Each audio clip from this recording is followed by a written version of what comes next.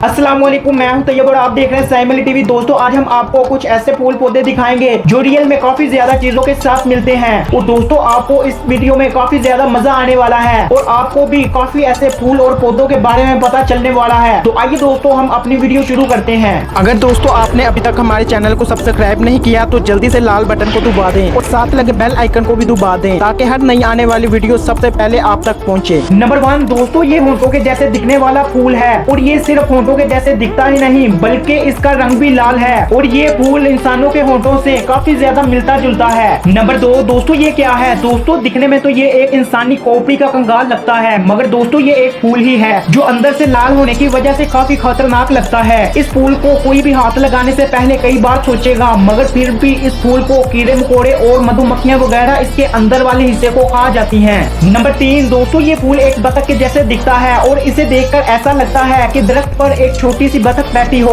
और हवा में उड़ने ही वाली हो। दोस्तों, ये फूल सिर्फ 7 साल पहले ही इसका पता चला था, जिस पर आज भी रिसर्च की जा रही है। नंबर 4 दोस्तों, आपने मंकी तो जरूर देखा होगा, मगर मंकी की तरह दिखने वाला फूल आपने पहले कभी भी नहीं देखा होगा जो बिल्कुल एक मंकी की तरह दिखता है। और दोस्तों, इसमें संतरा के जैसे खुशबू आती है। दोस्तों, अल्लाह ताला ने किस किस तरह की चीज बनाई हुई है।